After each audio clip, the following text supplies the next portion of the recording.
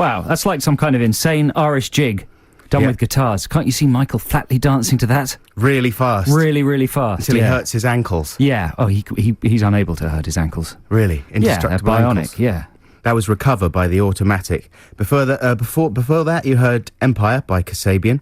And this is Adam and Joe here on XFM on a Saturday morning, taking you right through until 1 o'clock. We thought we were only going to go through till 12 today. We tried to get ourselves fired from the X list. It didn't work. Didn't quite happen. So I'm pretty sure that we're going to screw it up so badly this week that they can't possibly have us back any further after this week. So we'll do our best to mess that up for you. Later on this show, we've got all kinds of competitions coming up. Do we have more than one competition or just one? We've got loads of competitions. We're going to have a text competition in the second hour, which is going to be based on my viewing of the film Crank. You saw Crank? I saw Crank. We're going to be talking more about that later and having a text competition based on it. And in the first hour, we've got a new sort of competition, right, Adam? Yeah, because I've had an exciting week. I've been in a film. Right, and I'm not going to tell you who's in the film or anything about the film just yet, but I will tell you that, between takes, it's what we call them in films. Between what? Takes, Joe. It's when they start when they film the people with the camera. I don't understand. A camera's like a big Film? box with a window on it, and stuff goes in one end and poo comes out the other. And when they film the people, it's called a take. And in between takes, the people, or actors as they're known, stand around and they chat to each other. And I recorded one of my fellow actors chatting. And later on, I'm going to play you the anecdote that he told me, and I'm going to ask you to guess, listeners, not only what film he's talking about, but who the actor is. Okay, it's kind of like celebrity regression therapy, except real. Yeah. Well, that's exciting. That's coming up later this hour. We've got great prizes. When I say great prizes, I mean a copy of something called Dark Knight on DVD. Has that anything to do with Batman? No. What is it? I don't really know. We'll look into it in more detail later. Okay. But it's definitely a DVD. Yeah. They've got intrinsic value. It's even one of those thick ones, like the thickness of maybe a video game DVD. Yeah, Do you know I think what it's a TV series. Is it? Plus, we've got tickets to give away to go and see Jet at the Carling Academy. We had those last week, didn't we? And Richard Ashcroft. The same tickets as last week, basically, to give away. Well, if people weren't listening, though, we've got Jet and Richard Ashcroft tickets. We don't have any more copies of the Armando Iannucci shows because we stole them all. Yeah. And I've had a very enjoyable week watching those. They're amazing. You should really check them out, folks. That's a sort of forgotten series from the early noughties that, if you haven't heard of it before, called the Armando Iannucci shows.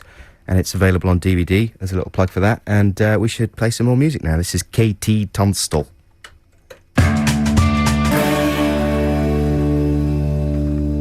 KT Tunstall with Suddenly I See.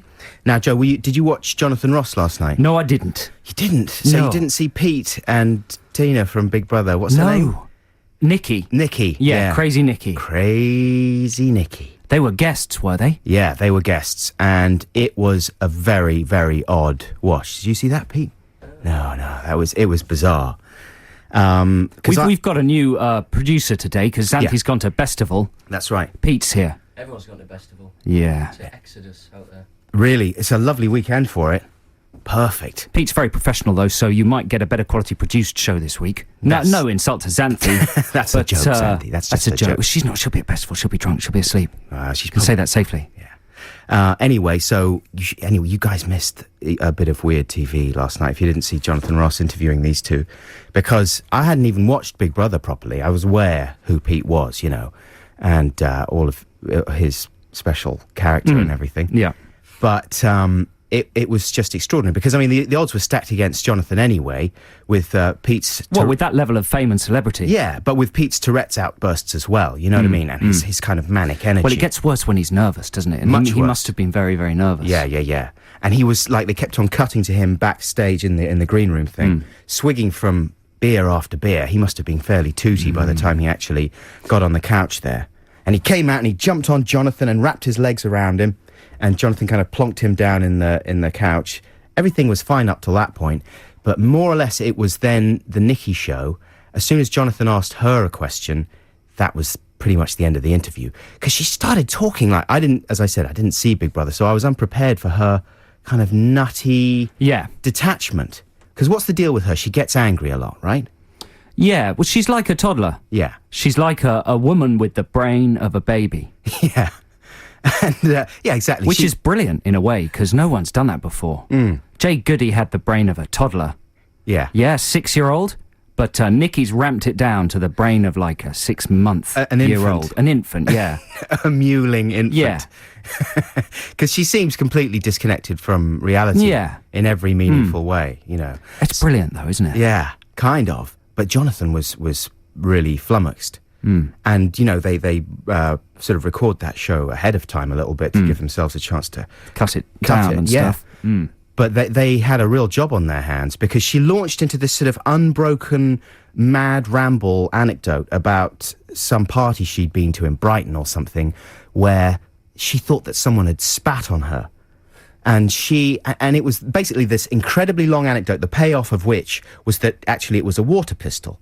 But she built it up for literally about 10 minutes. She was going, I was like, oh, what? Someone spat on me, what? I can't believe it. And I thought, oh, it's warm. You know, and then I was so angry, and I was like, I can't get angry. And then I just thought, I am getting angry because someone spat on me. Well, thinking is an adventure for her. Uh-huh. So she's describing thinking in the way that an explorer might describe climbing a mountain. Yeah. Do you know what I mean? And that's exciting for the world of chat shows generally. Chat shows. Because it means, you know, guests will have more to talk about. Right. So she was excited. To her, the anecdote was the unfolding of a new experience. Yeah, exactly. Which was a thing happens to you, and then you think about it, and then you think about how to respond. That last week's big experience was, I done a wee. And she could have gone on several chat shows to talk about that. Yeah. This week's experience was, I felt the sensation of warm fluid on my face. It's like a baby who can talk. Maybe that's what it is. It's like that film Baby Geniuses. Uh-huh.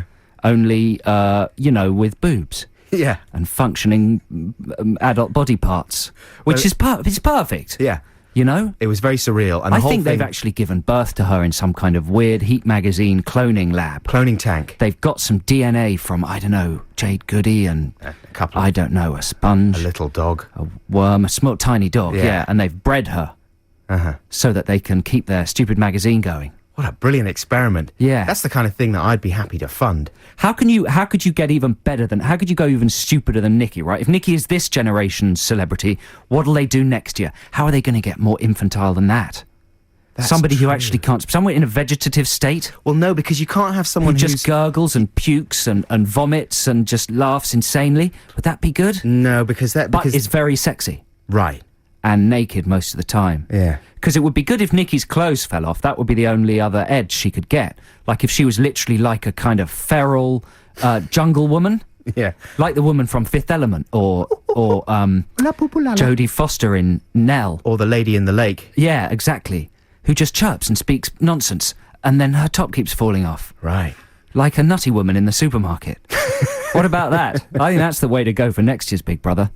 Just round up people who burble at you in supermarkets. Yeah, sexy, mad women whose clothes fall off. They're my favourite kind. Let's have a free play right now. And coming up shortly is going to be our competition, our anecdote competition from a famous movie star. And you guys are going to have to guess who it is. Well, you don't have to. Obviously, there's no way we can force you. But if you want to, you can. And who knows, you might win a copy. Have you found out what Dark Knight is yet, Joe?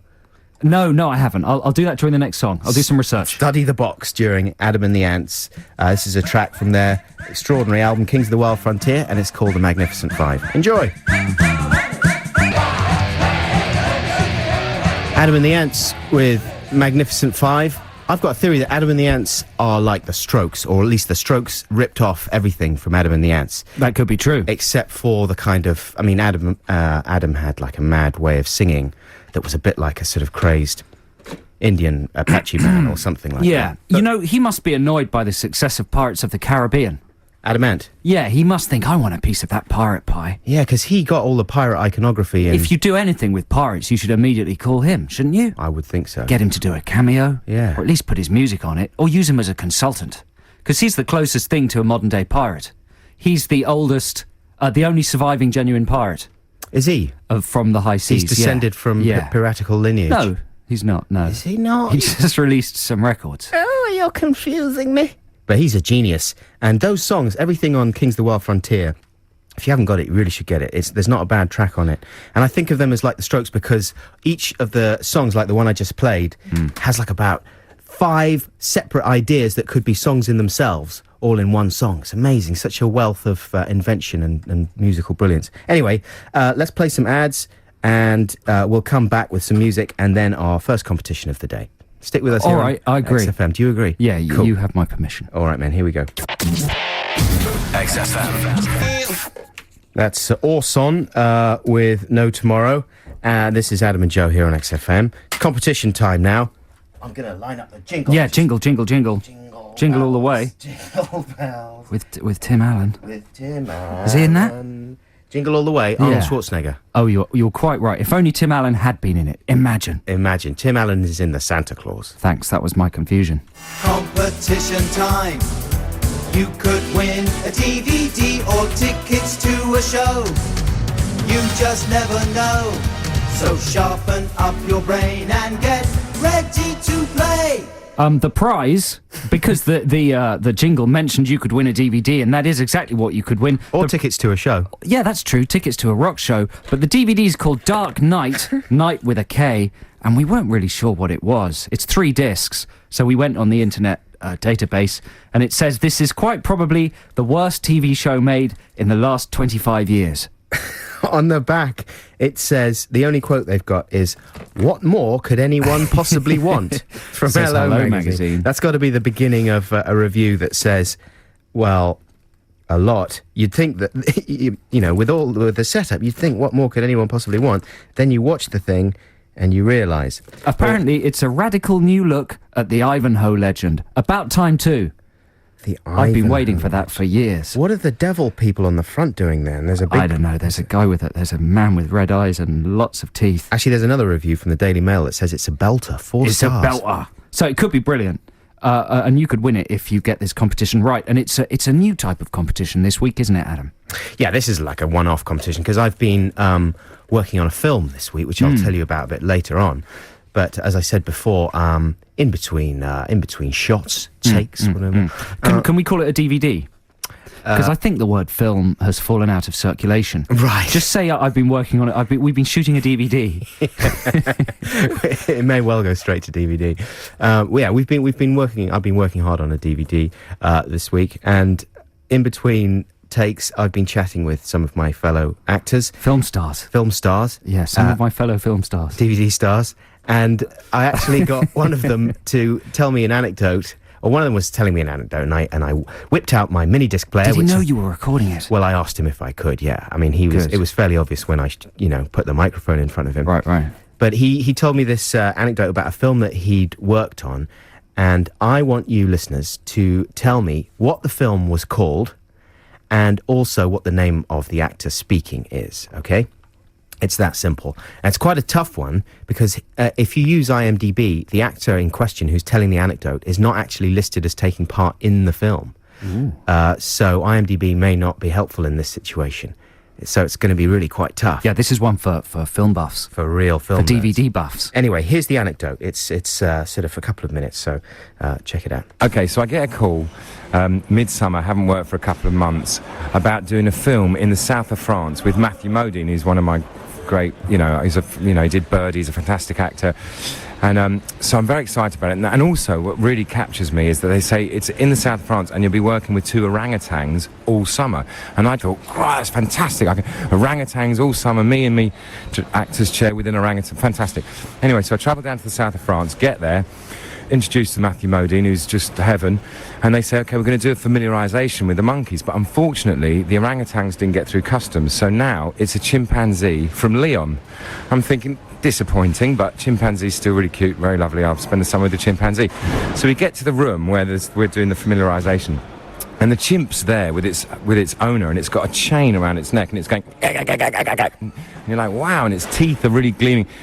And the guy's going, no, it's no problem. It's just what it needs to get to know you. And then it's totally trained. It's totally friendly. We're like, okay, cool. So Matthew Modine, who is the loveliest guy in the world, and he goes, oh, that's great. And he walks over to this monkey, puts his arms out, and the monkey just goes like that and bites through the tendon in his thumb. So now, even to this day, his thumb doesn't work properly.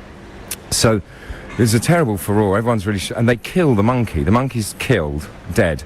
And now, Matthew's got his arm in a sling, and they bring in a midget from Paris who is an alcoholic, who's going to wear a suit. So now, from the great job that I was really excited about in the south of France, Matthew Modine 2 orangutans, it's now an alcoholic midget from Paris in a really bad suit in the south of France with Matthew Modine with a sling in his arm. So there you go. What film is he talking about? Man, that is a fair trade, though. I mean, if a monkey bites Matthew Modine, the monkey dies. Yeah. Well, later on, I've got another. I little would have clip. hoped it was. Obviously, I'm being ironic here, but is that really right? Yeah, that's For right. the monkey to die? Well, listen, I asked him exactly how it happened. Right. How did they kill the monkey? They shot it. The guy shot it. The guy shot his own monkey. Instantly shot it, because it went bananas. It bit through Matthew's hand. And then there was a big, oh my God, oh my God, oh my God, and there was a big chase, and it was going, and jumping around the room, and they grabbed it, put it in like a Hessian sack, took it outside and shot it dead. And I was like, this is a kid's film. What would they do with the alcoholic midget if it, say, was rude to Matthew Modine? Would they put that in a Hessian sack and Just bash shoot him. it? Bash him. That should be legalised. Murder is legal if it happens inside a Hessian sack. And it's for the sake of a film Matthew Modine's thumb. or DVD. So call now, 0871 222 1049. So hang on, they've got to call in with the name of the film that the guy was shooting when that happened. Yeah. And also the name of the actor who was actually telling that anecdote. Yeah, exactly. And that's pretty tough. So if you nail that, if you nail both of those, you can have pretty much anything you want. The number to call is 0871 222 1049, 0871 222 1049. Call it right now if you know the answer to that anecdote question quiz thing. Here are the Ordinary Boys. That was the Ordinary Boys with Lonely at the top. This is Adam and Joe on XFM. It's a beautiful Saturday morning and we're in the middle of playing a very, very difficult competition. So difficult that nobody's called. It's baffled everyone. We played you an anecdote that Adam recorded on the set of a film he was in. And you had to guess the name of the actor and the name of the film about which the anecdote was. Talking Is that a about sentence? yeah, that's But beautiful. no one's done it because it's so difficult. And Adam just told me the answer, and I've heard of the actor, but I've never heard of the film. I'd and it's never not heard of even. the film. Obviously, the film involves a monkey. It's not even any of my favourite monkey-based films. It's not Dunstan Checks In. No. It's not Ed with what's his name from Friends. Yeah. What other good monkey films are there? Well, it's certainly not Congo. No, I was going to say Congo's the king of them all. Congo's the king of the monkey films. Chimp films. It's not Every Which Way But Loose. There's no good guessing. You know, if you are by a computer, the only way you're going to get this right is if you've either seen it by some freak Very of unlikely. nature, or you're near a computer, and the thing to do is get on there and look for Matthew Modine. And it's not films. Matthew. He's not really in sort of top of the range films anymore. No. He was brilliant. He is brilliant, but he can't really command the roles these days. No, it's ludicrous. He's due for rediscovery, surely. It is Ludacris who commands the roles. But Modine does not command the roles. Listen, here's a quick reminder of the voice Yeah. of this actor, okay? I'm going to make this easy for you. Either you get on IMDb and you check out Matthew Modine films Search Modine Monkey. and do the math, or you know the voice of this actor. We'll take just the correct Both unlikely. actor, okay? So who's this talking right now? How did they kill the monkey? They shot it. The guy shot it. The guy shot his own monkey. Instantly shot it, because it went bananas. It bit through Matthew's hand. And then there was a big, oh my God, oh my God, oh my God, and there was a big chase, and it was going, and jumping around the room, and they grabbed it, put it in like a Hessian sack, took it outside and shot it dead. And I was like, this is a kid's film. So there you go. If you know who that is talking. Yeah, call 0871 222 1049. 0871 222 1049. It's completely open. I mean, even if you guess wrongly, we'll still give you a prize. Yeah. We just want someone to have a go. We just want to chat to someone. Yeah. You know, we We're just we're want lonely. to talk to somebody talk to us. about some of our problems. We got a free play right now, Joe. This is one of yours. Yeah, this is some new material from Weird Al Yankovic, the hilarious American Steve Wright lookalike musical comedian. And this is a little bit of advice that should be listened to carefully and adhered to by young people who approve of illegal downloading. This is Adam and Joe here on XFM on a Saturday afternoon. Now, very shortly, we are going to be talking to someone who has the correct answer to our competition this afternoon, which is unbelievable because it is one of the most difficult competitions I think we've ever had on the In programme. the history of competitions. in the history of all competitions. We have got him on the phone, or we're going to get him on the phone. He's called Ted. Is he called Ted? Yeah. Yeah, I'm just teasing it because that's exciting. You know, you can now imagine what Ted's going to sound like, Yeah. what kind of a guy he is, all the things that the name Ted evokes, all the romance and drama. Who's the classic Ted of all time? Ted Danson. Of course. It's Ted Bovis. No, well, Ted Danson is number one. Maybe Yeah. Ted Bundy. Ted Bundy. Big Ted, I would say. Yeah. If this was, what was the competition where you had to line things up and you go, wah, wah? That's Family Fortunes, isn't it? Yeah. Or the Mint. Like the Mint might have Ted Blank. They're going to get rid of the Mint, you know. Good. Because it's contravening loads of regulations. Of course it is. About time too. Yeah. We figured that out about 2 months ago, didn't we, on this show? Yeah, we did. Yeah. We did. And if you look at if you watch the Mint, the lady now keeps going, people say bad things about us. People keep criticising us. But we don't care about the haters. And stuff like that. It's like us, isn't it? Yeah. Here's James Dean Bradfield. We'll be back after this with Ted. Yes, that's James Dean Bradfield and his xylophone with An English Gentleman. This is Adam and Joe here on XFM. Now we have Ted on the line. Hi, Ted. Hello. Hey, Ted, thanks for hanging on for so long. Yeah, we That's appreciate okay. it. Now, Ted, you think you know the identity of the person who was telling that anecdote. I'll just do a very brief reminder. How did they kill the monkey? They shot it. The guy shot it. The guy shot his own monkey. So who you don't know who that is speaking, though, do you, Ted? Yeah, I'm pretty sure I know the film, but the person speaking is the guess. Yeah, Let's okay. have the name of the film then, Ted. Well, I'm pretty sure the film's called Funky Monkey. Funky Monkey with Matthew Modine. That's correct. It is. And I imagine you found that out by popping on the computer there for a second. Yeah, I'd never even heard of Matthew Modine, so I just typed that. Never heard of Matthew Modine? You haven't seen Birdie? I haven't seen Birdie. You I haven't looked seen on his IMDb. Racing with the Moon? I saw he played the Private Joker in That's right, Full Metal Full Metal Jacket. Yeah. So I have Yeah. seen him, but I didn't know. Got to see Birdie, man. That's a brilliant film. Why haven't you seen Funky Monkey? Well, actually, I might have to buy it because you can get it from Amazon for £4. Apparently, someone else has texted in. We haven't looked at it on the IMDb, but somebody says it's got a ninja and a cyborg chimpanzee. Uh-huh. Well, I can read you the plot outline if you want. Go on then. Is it quite brief? It's very brief. It's Yeah. boy genius Michael Dean teams up with a super talented chimpanzee and his caretaker to take down an animal testing lab. In exchange, the scientist gives the boy some pointers on the girl of his dreams. Bonus. Those are her boobs.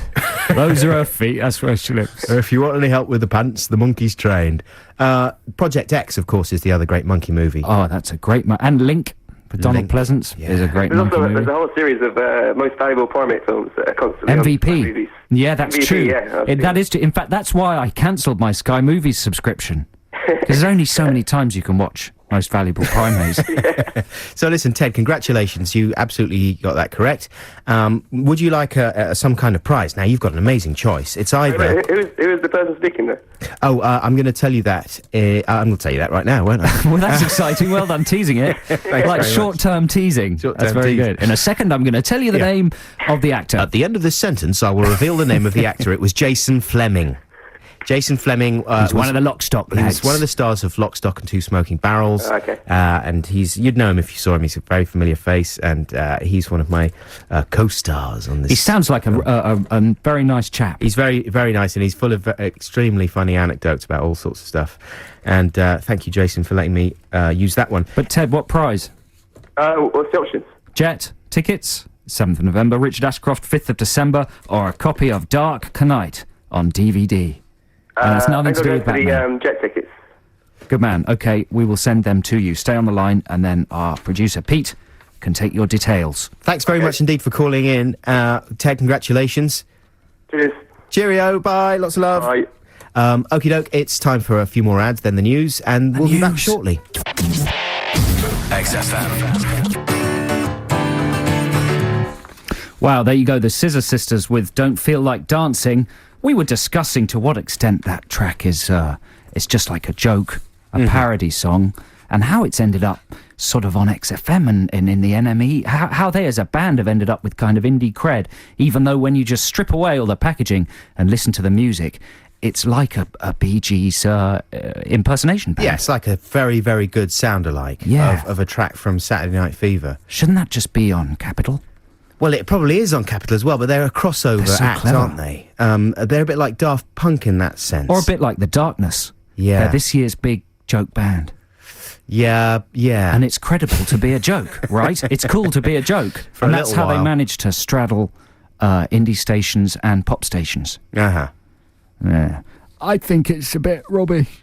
Well, it's Am I not. alone? It's a good. I mean, but it is a good. It's good. It's brilliant. It's like a brilliant missing track. Do you Let's know what I play mean? it again. Shall we play the whole Let's thing play again? the whole thing again. What I might do, though, is I might slow it down a little bit. So it lasts longer. So it lasts a little bit longer. Maybe Great idea. I might slow it down like Yeah. double half the speed. Twos. Twonce. And then it'll last twice as long. What I'm going to do instead, actually, is I'm going to do a free play on your ass, and Okay. it's going to be Pavement, and it's going to be as indie as you can get. But that's after we launch our text competition. Yes, well, why don't we play the free play, then launch the text You wanna do competition? that? Yeah, because we should really clear our ears out. Yeah, okay, After then. that scissoring. This is a fairly late Pavement track from, I think, their penultimate album, Brighten the Corners, and it's called Shady Lane. Blind date with the chancer we had. That's more like it, isn't it? There you go, Pavement with Shady Lane. This is Adam and Joe on XFM. This week, listeners, I went to see Crank.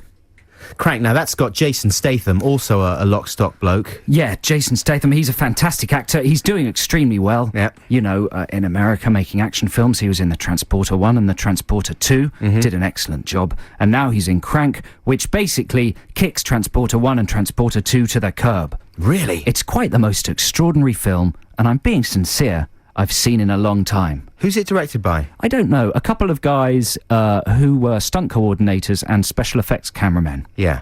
And this is their debut feature, and it's it looks like an action film that's basically been homemade and then sort of edited on someone's Apple laptop sort of thing. Future cinema, isn't it? Very futuristic, shot digitally. But don't get me wrong, it's not like grotty and lo-fi, even though it's got kind of a punky feel. Yeah. But it is fantastic.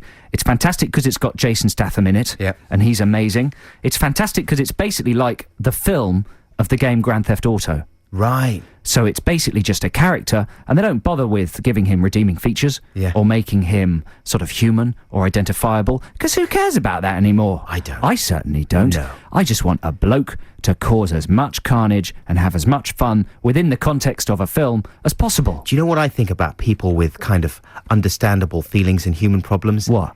They're dicks. They are, aren't they? They're boring. I hate them. Yeah, right on. Yeah, thanks. Yeah.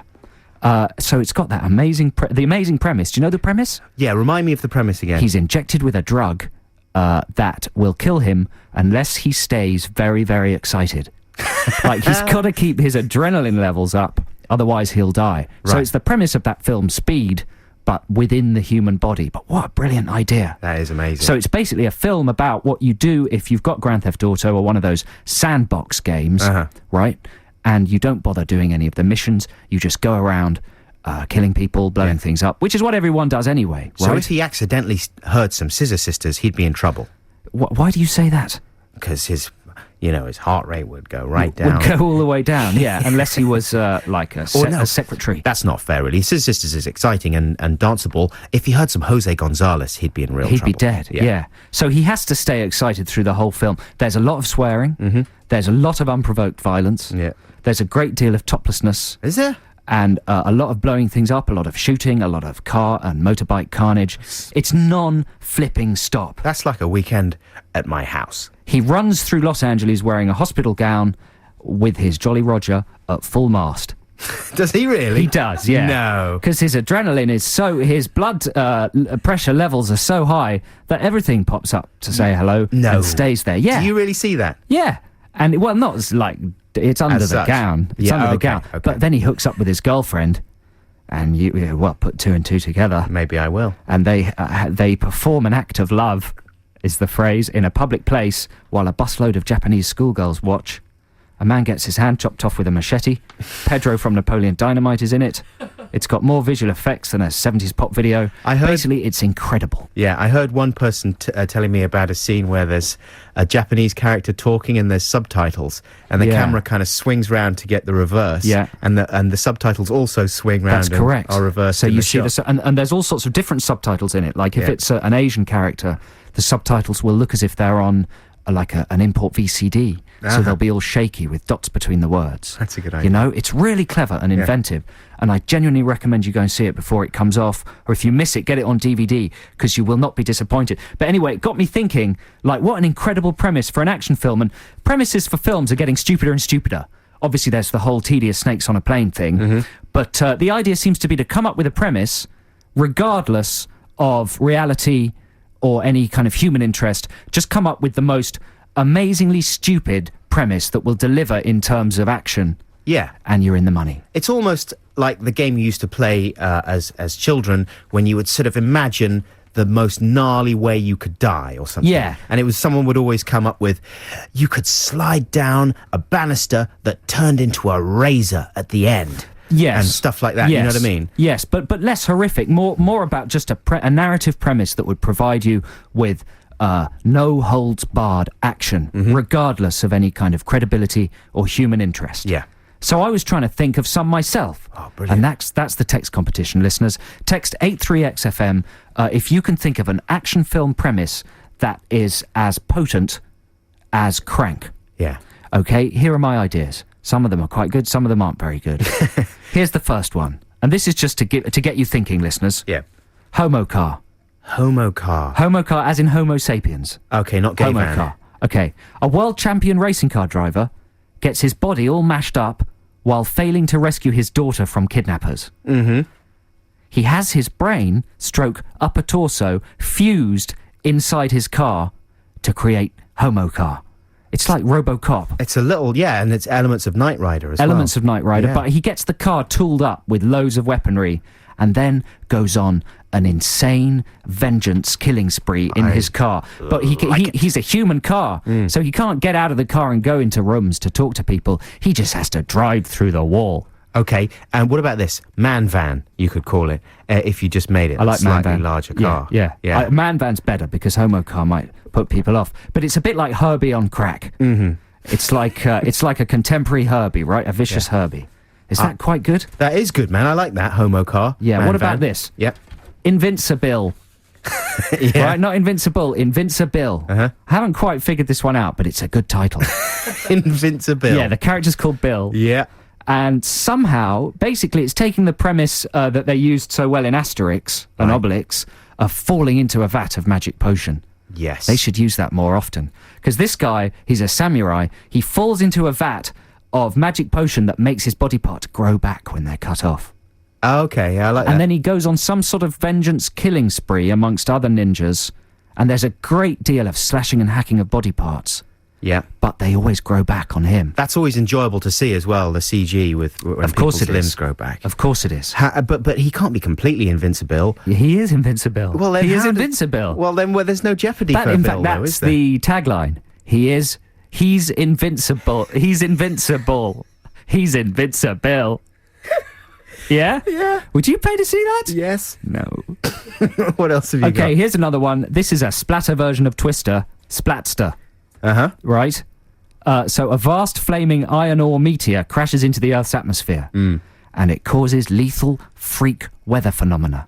It rains nails and wind is fire. That kind of thing. That's good. That's good. So the second you go out in the rain, you're peppered with nails. Yeah, so it's as if the weather has become possessed by evil or something. Exactly. Yeah. So it's like a kind of a Twister, but with extreme gore. Right. And the threat of kind of extreme gore at any moment. Things blowing up as well, obviously. Yeah, Pete looks a bit disturbed by that. Our And the producer. sun, as soon as you go out into the sun, no question of Burst into flames. high factor sun lotion, you just burn. Burst into flames. Right. Exactly. That's exciting, isn't it? That is exciting. I had another one. I mean, those were my best ones. Don't forget, listeners, 83XFM, if you can come up with an action film premise better than Crank or better than Homo Car or better than Invincible. Hang on, tell us about the other one after the ads, okay? When we start getting some people But I've got pitch fever. texting in.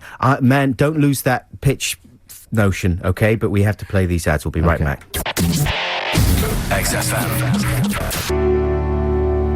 This is Adam and Joe here on XFM, and who on earth was that?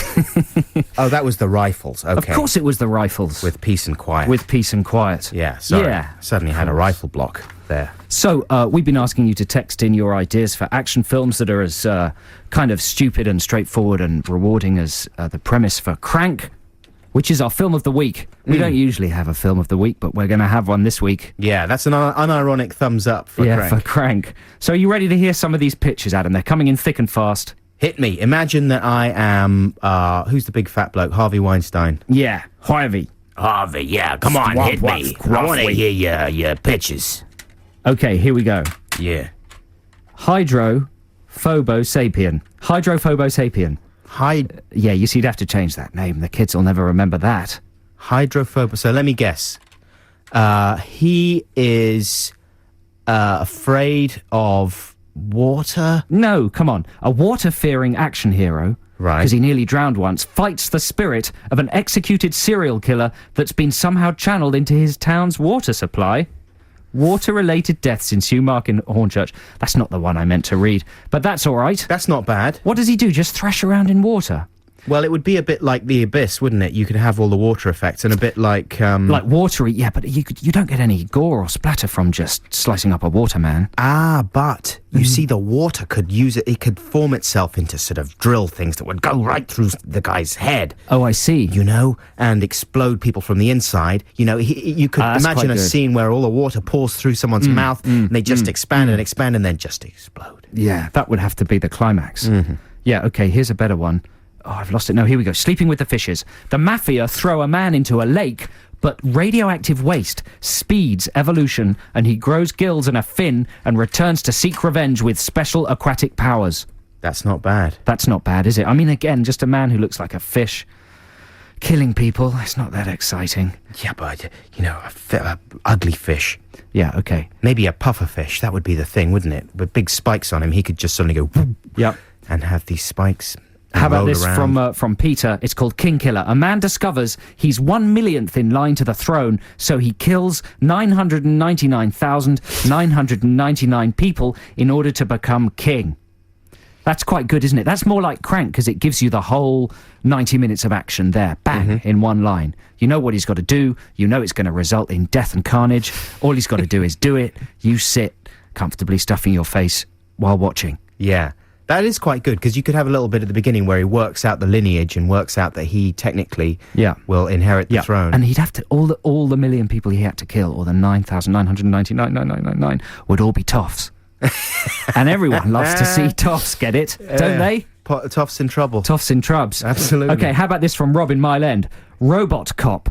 Half man, half machine, all police officer. A policeman dies a gruesome death at the hands of evil men, gets fused with an experimental cyborg machine, and returns from the grave to wreak revenge on those that killed him, and criminality per se. I don't know, Rob, that sounds derivative. That sounds ridiculous, Rob. That'll no one's never ever work. going to make that. You're insane. Okay. That's the worst idea for a film I've ever heard. Another one? Yeah. When the death toll of rabbits on England's roads hits 1 billion, a revolutionary rabbit leads a war against humans. The rabbit could be voiced by Warren G. Little hip-hop rabbit joke. But that's quite good. It's like, is it Watership Down is the rabbit death film? Yes. Yeah, it's like an updated Watership Down. Mm-hmm. Yeah? Watership Down was brutal, wasn't it? It was brutal, but imagine, it's ready for revenge, isn't it? Deadly rabbits. Everyone was upset by that film. Everyone's ready for those rabbits to get their own back. To fight back, To fight back. Animals that are experimented on. Name of that film? Become mutated and go on a killing spree. I can't believe no one's made that. Yeah. Watership Gun Down? Yeah. Watership, what? Something, there's something in there, isn't there? Watership Takedown. I like it, that's it. Watership Takedown. You ready for another one? Yeah. Oh, it's not very good. Hey, hang on, let's play a bit more music, because we haven't heard your... Oh, no, you did your other pitch, didn't you? Yeah, well, I did have another one, but they're no better than the ones that are coming in. Well, keep them coming in. We'll wrap this up in the next sort of 20 minutes, and we've still got some amazing prizes to give away. Yeah, text your movie premises to 83XFM for, guaranteed action film premises. Here's another free play. This is The Doors. There you go. That's Muse with Black Holes and Revelations. No, that's not what it's called at all. That's just one of the lines in the song. It's called Starlight. But that's the way people should name songs. I really object to anyone who names a song with a title that's got nothing to do with the main refrain. Do you know what I mean? Bands should legally just be made to... it's like Rainy Day Women numbers... What are the numbers? You know that Bob Dylan song? Everybody must get stoned is what everyone thinks the song is called, because that's all he sings throughout the song. But it's actually called Rainy Day Women numbers something. I can never remember what the numbers are. What are you talking about? Just burbling. I'm intervening. Okay, then. This is Adam and Joe on XFM, London's 104.9. We're in the midst of a text competition trying to get you to think up premises for action movies that deliver as efficiently and brilliantly as that. For Crank, Jason Statham's extraordinary new film that we highly recommend you go and see immediately. So here are some more, and we got to pick a winner. Yeah. Are you ready? Hit me. Okay. Global Warning is the title. Yeah. Okay. This is from James in South Nutfield. Global Warning. Fears that the Earth is heating up are just a conspiracy created by evil, cold-loving aliens. Oh, That's good aliens, already, is you it? see. Yeah. Our hero must save the Earth by blowing things up, starting fires, and turning up radiators, while the aliens, environmentalists, and the public all try and stop him. That's quite good, isn't it? Wait. The So aliens want... what? They want humans Yeah. to make the Earth, to pollute the Earth in order to bring on a second ice age. Then they can move in. The human race will be destroyed, and cold-loving aliens will move in. Got it? I think I do. Yeah, therefore global warming is a conspiracy. Yeah. Al Gore would be one of these aliens, for instance, and our hero has to... Well, no, that doesn't make sense, does it? Because he'd have to stop global warming, wouldn't he? Oh, anyway, we There's don't something understand good that, in James there. in Nutfield. Yeah, there's We're something good in confused, there. and if we can't understand it, then your popcorn-munching public aren't going to understand it, are they? We're pretty stupid. You got to, Yeah. we're a good stupidity filter. Okay, what about this? This has got a good title. The math... Oh, dear. It's Maths and Assassin put together. The maths assassin. Yeah. The maths assassin, a lonely maths teacher, sees his class kidnapped by drug barons on a school trip. He takes his vengeance by slowly hunting the bad guys down using maths, we assume. Mm-hmm. We don't know how he hasn't thought that through. Here's another one. Hermaphrodroid. Hermaphrodroid. Good What? title. Half man, half woman, military pleasure droid escapes from the military base that's his prison, the clutches of his fetishist scientist creator. Once at large in the world, the hermaphrodroid seeks for meaning and humanity in the core of his perverted circuitry. That's from Ben Robinson. That's just like a sort of a porno film. Yes. Well, a better take on that whole genre is Species. Exactly. Okay, here's a good one. This doesn't have a name. A toxic leak from a power station affects the water and atmosphere around the UK. Mm-hmm. Wildlife and pets are genetically altered into rampant killing beasts. Their prey is man. Hunting packs of cows rampage through Milton Keynes. Salmon gorge on fishermen on a Scottish riverbank. Killer pigeons crap radioactive poo on Londoners. It's 28 days later meets piranha. That's quite good, isn't it? Because I was thinking a film where garden squirrels and blue tits started killing people would be quite frightening. Do you reckon? Yeah, I'm I do. not so sure. I don't really get that frightened about animals. No, of course, they're not frightening, but they're everywhere, so if they did become a threat, then you'd be in trouble. I know, but even when they go berserk or whatever in films, do you know what? I've never seen The Birds, Alfred Hitchcock. Really? Just because I find the idea That is so quite good. It's quite I know. scary. I mean, obviously, it's What like about a in classic Omen film. 2 when the raven attacks the woman's hair and she gets squashed by a truck? Not that bothered. Oh, you're just cold-hearted. I'm interested in the truck squashing. Okay, how about Not this? worried about the now, this raven. is quite sophisticated, so have a think about this. Limb Visti. What? No one's going to go and see Limb Visti. But it's quite a good idea. A SWAT cop breaks up what he thinks is a big drug exchange in a warehouse. Turns out it's aliens doing stuff. Anyway, he gets hit by a random ray of science light.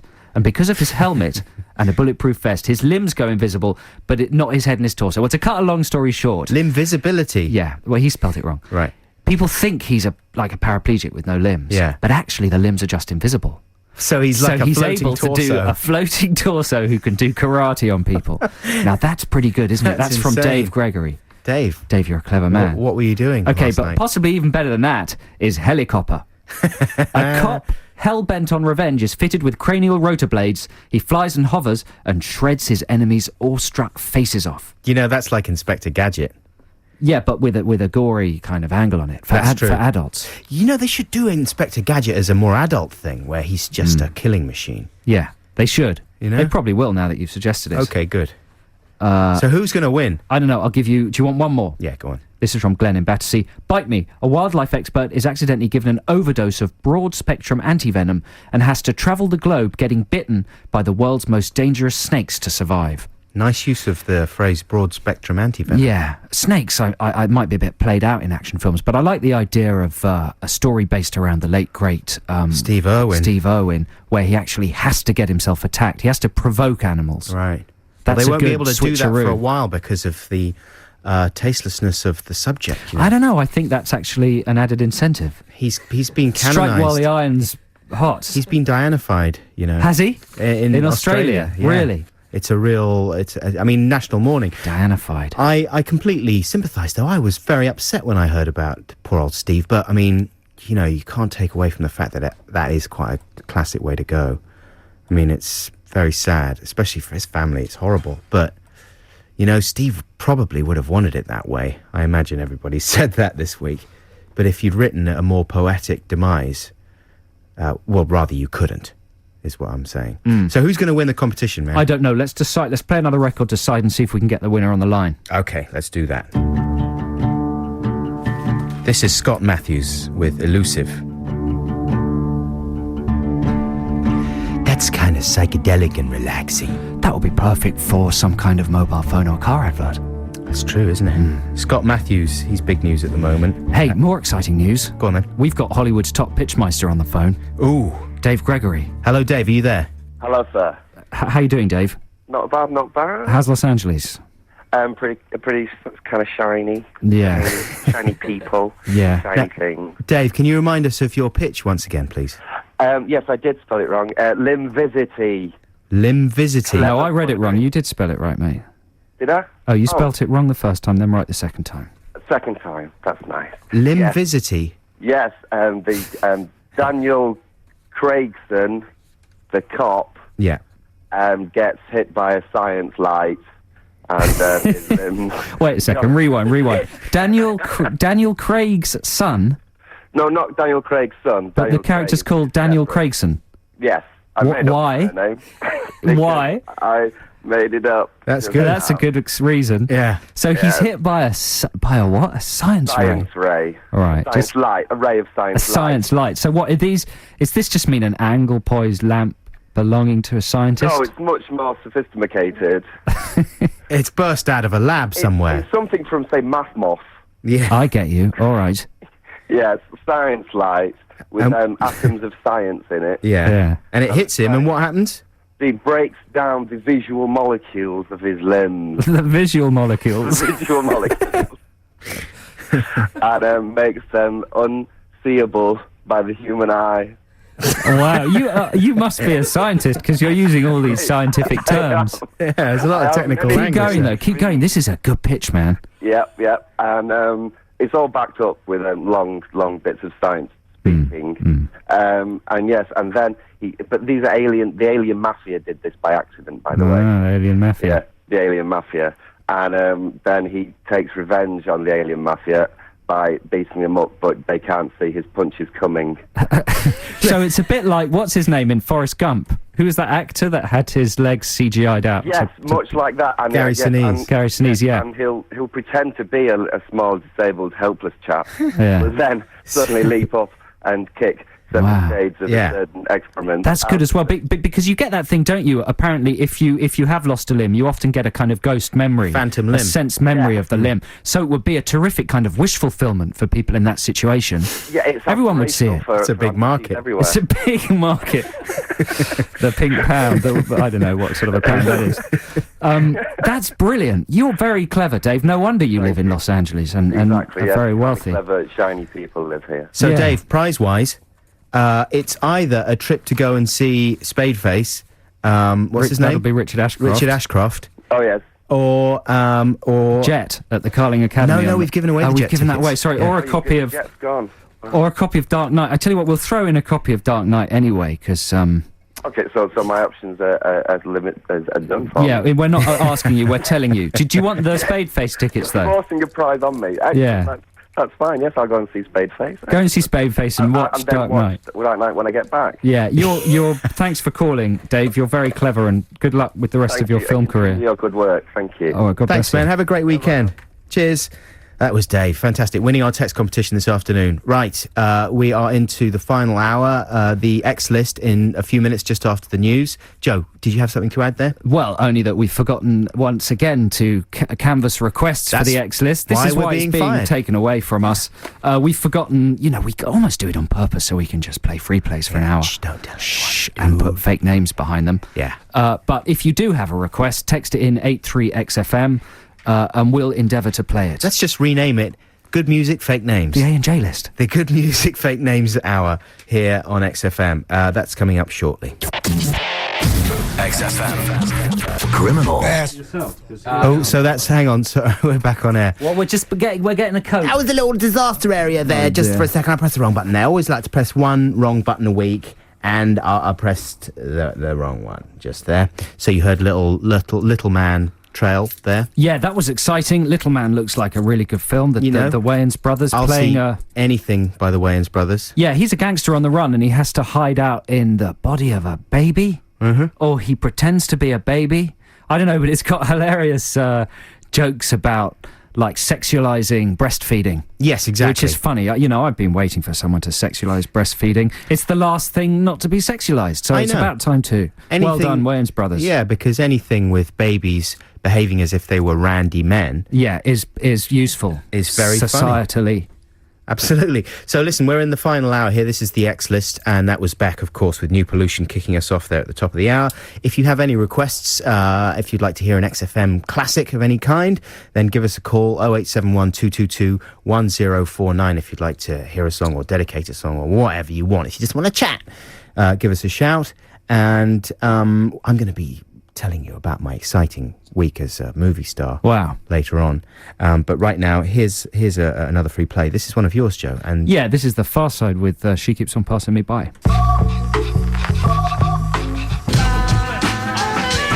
That was The Far Side with Passing Me By. This is Adam and Joe on XFM London's 104.9. We're in the midst of the X-List hour, so send your requests to 83XFM for classic XFM type tunes, and we'll endeavour to play them for you.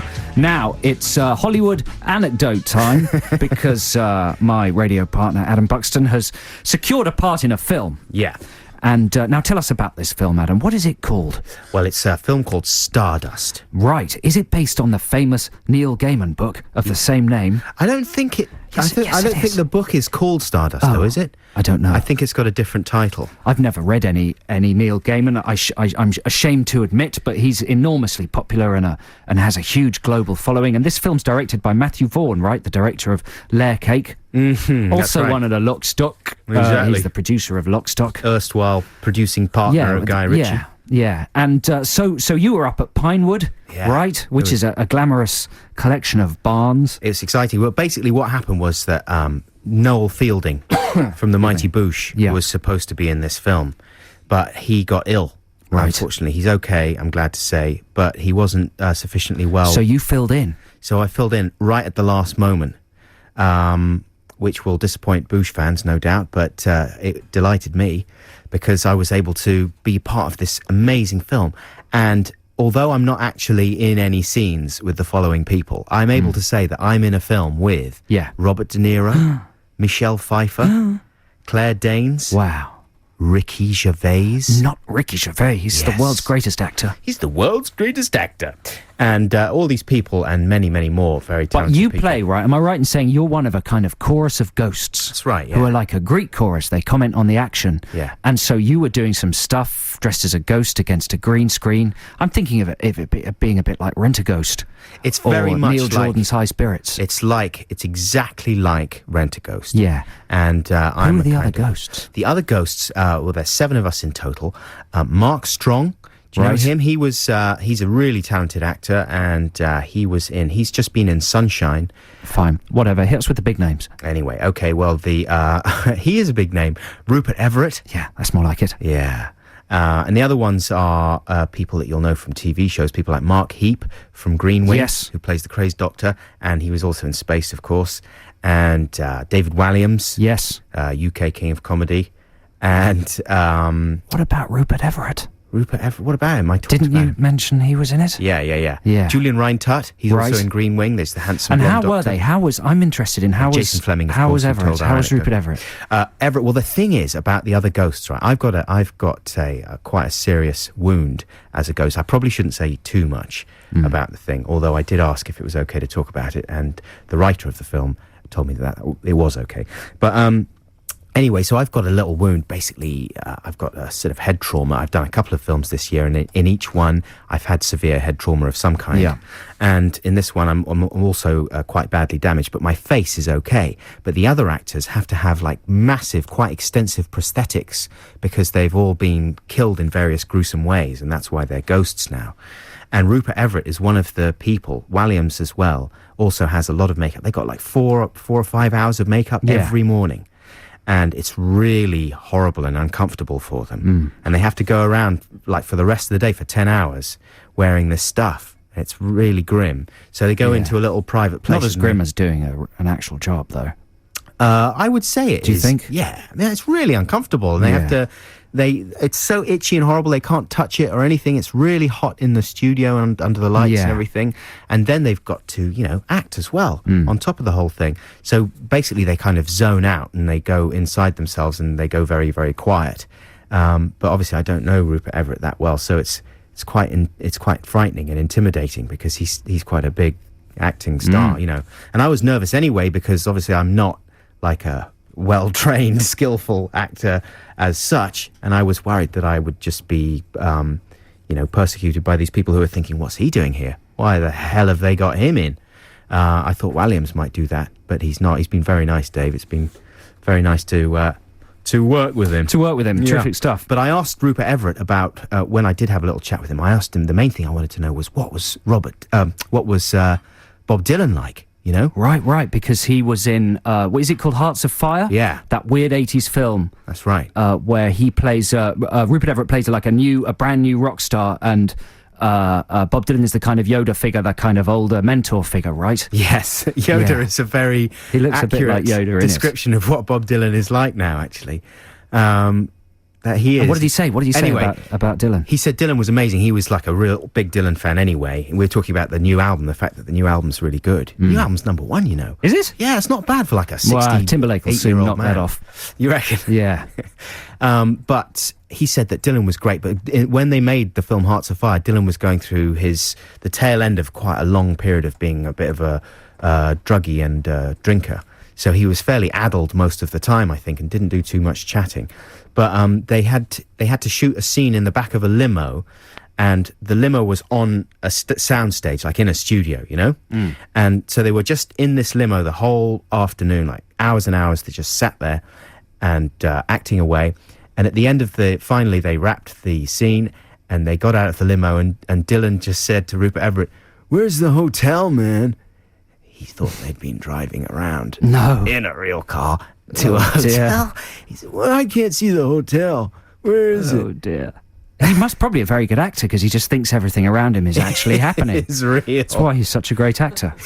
Well, man, I'm looking forward to that. And we've had a couple of texts in saying that the book is called Stardust and apparently it's amazing. And okay. I don't doubt that at all. And just another quick message for Sarah in Kent, who was listening to our discussion there of breastfeeding as it appears in the film Little Man, and she seems to be a bit insulted, thinking that we were talking about sexualizing breastfeeding. Sarah, we were describing scenes in the film Little Man, and we were sort of ironically pointing out how appalling it is that Little Man does that. We weren't ourselves advocating the practice. It's something we do quite a lot. Say stupid things in the hope that people realise we're not serious about them. But every now and then it's worth pointing out not to take everything we say at face value as our opinions. But we're sorry if we upset you, Sarah in Kent. But we actually agree with you. Yeah, we agree, although I personally wouldn't rule out some breastfeeding myself if it was offered to me. Let's do it. Play the record.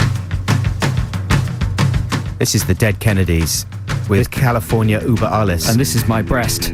Go for it. Okay. Ooh. That's amazing, isn't it? That's Echo and the Bunnymen with The Killing Moon. Echo and the Bunnymen were poised at one stage in their career to be the biggest band on the planet, like U2 became eventually. It was between Echo and the Bunnymen and U2. They were that big, it's hard to remember. Well, they're now. still massively respected, aren't they? Yeah, Like, of doesn't course. Chris Martin worship Ian McCulloch?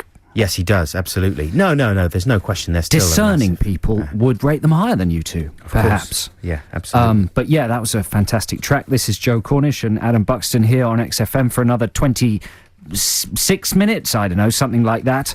Now, listeners, if you're keen followers of investigative consumer programmes on television, you might have caught the latest exciting BBC One show in that genre. It's called Old Dogs New Tricks, and it stars Esther Ranson and what's she called? Jane Foldy Whittington or something? Lynn Folds Wood. There we go. Esther bends metal. Lynn Folds Wood. And they're two very experienced consumer journalists. Esther, of course, used to host That's Life, and Lynn Foldy Woods used to host Watchdog. That's right, yeah. And they've been teamed up to present a brand new consumer interest show that has basically blown open the genre and redefined the entire thing. Right, Adam Buxton? Well, I find it difficult to comment because... well, the reason Adam Buxton finds it difficult to comment, listeners, is because he does the voiceover on it.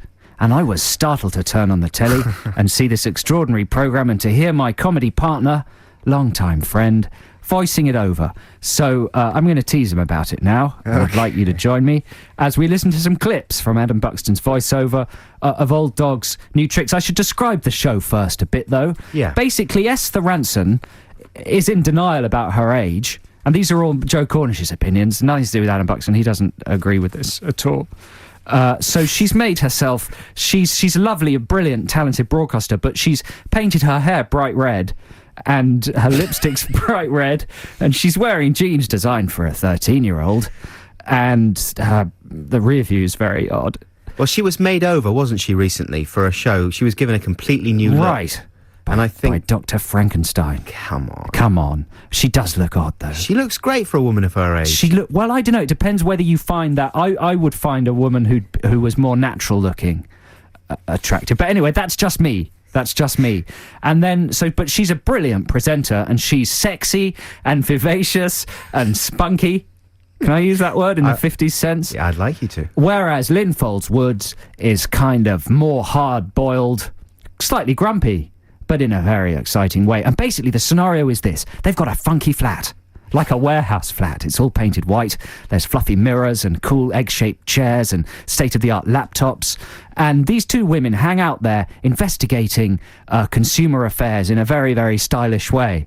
And the whole programme's presented like a thriller, a sexy detective story, like as if it was like a cop show with two mature women. But instead of investigating crimes, well, they're still investigating crimes, kind of sort of consumer crimes. Like in this case, in this episode, it's pills that promise to enlarge your breasts. That's right. And patches that promise to enlarge your penis. Yeah. Right? And this gives them a great chance for some playful, sexy, innuendonic comedy. So imagine all these elements thrown into the mix, and just imagine what plops out at the other end. Voiced over by Adam. And they do it like a drama. There's little bits of drama where they're chatting to each other. They don't just present the contents of the show. Like subjects will emerge conversationally in little staged bits of drama. Well, it's like Thelma and Louise. It is like Thelma and Louise, but not quite as good. Hey. And then Adam, you do the voiceover, but you have a very good sort of approach. It's as if you're kind of a nutty man who lives in their air conditioning system and is watching what they do and commenting on it, a bit like Rutger Hauer in Hider in the House or whatever that film was. So you're just spying on them and you're in love with them.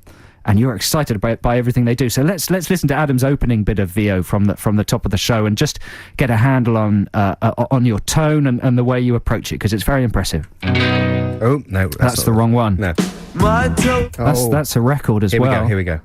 No, isn't it? Sorry. You're so multi-talented. Voiceovers, movie appearances, and also an award-winning DJ. We've never won awards. Yeah, but you can say that, can't you? The phrase award-winning is applicable to anything these days. Yeah, you don't have to. It's entirely meaningless. Okay. Are you ready? Do you know what number it is on that CD? One now, size matters for Lynn and Esther. 2 women, 1 mission. busting the pills that say they'll make your breasts bigger. The penis patch that promises extra inches. Do any of the claims stand up? That went from very small to very big very quickly. Do any of the claims stand up? That's a little innuendo. It's a little innuendo. Yeah. A little bit of a willy joke. So that but I'm not taking the mick or anything there. It's just I'm But excited. it's a different tone, isn't it? You've changed your voice a bit. You've made it a bit more upbeat. Yeah. And kind of you're relishing the content there. But this is my favourite clip. If you skip the one about Esther making her breasts bigger by chanting and go to the next one, this sounds like a clip from a different, more interesting show. Okay. Unnerved by Lativio's penis exercises, Esther seeks medical help. Yeah? That's a more interesting show. That's- Esther seeks psychiatric help because of some sort of penis-based trauma. You know what? I think that was a deliberately funny line. Well, I think that's true. I think that is true. But listeners, you should tune in next week because there's exciting things coming up next week. If you play the last clip, Okay. it's the tease for next week. Next week on Old Dog's New Tricks. Undercover in the company built on a lie. No wonder when the ladies arrive, the boss turns nasty. Push the cameraman. You have Esther Ransom in your office. That's Lynn Folds Woods getting stroppy because they're pushing. Don't push the cameraman. You've got Esther Ranson in your office. Who could answer to that? I did make it sound quite exciting, though. You and did, man. A company built on a lie. It's built on a That's huge amazing. lie, a giant what lie. construction company uses lies as actual foundations for buildings? Exactly. I mean, they're notoriously unstable. Big truck full of lies. Doot, Doot, reversing early in the morning. The thing about lies is that they are relatively cheap. Right. So they're easy to buy in bulk, and Right. you can build the foundations of the thing with lies, but Yeah. they generally don't last that long. Yeah, most companies are built on them these days. Yeah. Anyway, cement is better cement is better. than lies. But there you go. That's Old Dog's New Tricks, an exciting show. How do you feel about it, Ed? Have you been watching it? Yeah, man, I always watch it. I get very excited if I'm doing a voiceover for something and it comes on, and I'm always like turning on the TV and stuff casually. I'm like, oh yeah, going to the kitchen. My wife's in there, maybe doing some cooking or whatever in the kitchen, and I'll turn it on and I'll just sort of stand there and wait for my voice to pop up, and then I kind of look back. Drop your trousers. Yeah, and everything gets a little bit sexy. That's good stuff. So, and when's it on? Thursday nights. There you go. It's extraordinary. BBC One. Yeah. And especially if you're a drag queen, you can get lots of ideas for outfits and stuff from it. So there we go. This is Adam and Joe on XFM. Now, here's a free play. I want to play this one for Rosie from Eagle Vision. Rosie very kindly sent me a couple of Pixies DVDs. They've got amazing DVDs of like classic Pixies concerts that have just been released. I've never seen these before, so I'm really, really excited about it. Thanks very much, Rosie. I don't have any Pixies with me this week, but here is a track from Frank Black. Frank Black from his album Teenager of the Year, that's called Superabound. This is Adam and Joe here on XFM in the last quarter of an hour of the X List. It's not too late to get your requests in. 0871 222 1049 if you'd like to hear something from the X List. We've got to play some more ads, and we'll be back with you very shortly. XFM. So this is Adam and Joe. We're running out of time. We've only got 6 minutes left. So this is the bit when we thank everybody who texted in. We've got thousands of texts this morning. And thanks to everybody who texted in with their movie ideas and their requests. We didn't even get many insults today. Did we not? I think we only got one, and that was quite mild. So it's been a good morning. That's good. Excellent. Hey, listen, folks, if you're a fan of the podcast, I'm really sorry there wasn't one last week. That's because, we were both very busy and... trying to keep the quality up. Trying to keep the quality up, you know what I mean? Unless we can make it good, we kind of figure don't do one. We could have done one, I've got one here. We could have done one, but it was... What was it like, Joe? Well, it's all right. I lifted a bit out of last week's show, but we like to add some extra stuff, and we didn't have time, because believe it or not, we both have jobs during the week. You don't, come on. I do, yeah. Really? Well, sort of. Sort of. But we keep busy during the week. Yeah, I've got this job. I do. When I'm not working in films, I move bricks. Right. Yeah, just little Lego bricks, but Yeah, still, and I'm I have to I move them. supply Extra. I'm the distributor for Extra Gum. Do you? Yeah, I supply it to all the little newsagents in underground stations in London.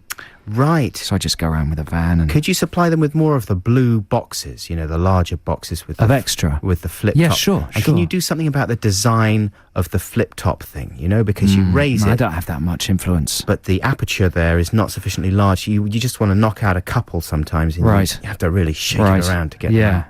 Anyway, that's our working week, and that's the reason we couldn't do a podcast last week. We're really sorry, but we'll definitely do one this week, and we're going to go into the studio to record some stuff specially for that. So Yeah. it should be a good It'll one. be funny. It might be awful. Time Trumpet, don't forget, I think it's the last episode this week of the show Time Trumpet. Yeah, don't forget Crank, Jason Statham in Crank. If you want a good time tonight, get yourself a tiny bit tooty and go and see Crank. I might do that. I'll give you your money back if you don't like it. That's a good guarantee. When I say I don't mean me. I mean a friend of mine called I will give you the money back or something. I don't know. But you know what I mean. I don't actually mean that, but I sort of do. Yeah. It's so good. What if a person who didn't like it came in here to explain why they didn't like it and had a debate with you live on air? Then I would offer to, well, we could have the money like at stake. Yeah. Yeah. Well, okay, so if you see Crank this week And don't like it. and you absolutely don't like it and you've got a coherent, non-mental argument We can for get you why on the don't like phone. it, then we can at least get you on the phone, but it would be better if you could come into the studio and battle it out with Joe live on air. Yeah. And if you don't like it, he will refund you. And if you win the debate, you know, the odds are against you, obviously, because Because we control everything. we control it. But if you can convince us that you're right and Joe's wrong, we'll give you your money back. Yeah. How about that? Now, I'll leave you this week with Jonathan Richman, Mick Rock coming up very shortly. Hi. Yes. Mick Rock is a bit like Jason Statham in Crank, Yeah. but the other way round, as if a man has been injected with a drug that requires him to be as dull as possible for 2 hours, otherwise he'll die. And he does a brilliant job. That's my opinion. Joe Cornish, I'll probably get fired for saying that. He's brilliant, man. He's genius, and you should check He out the is. show. He plays a lot of amazing music, and he is a ledge. He's a ledge. Sometimes what I'm saying is his delivery is very laid back. I'm Mick Rock. Rock and roll. What a great thing rock and roll is. I remember Chuck Berry. This is Mick Rock. That kind of thing. I rest my case. We'll be with you again next week. Lots of love. Bye. See you next week. Bye. 1, 2, 3.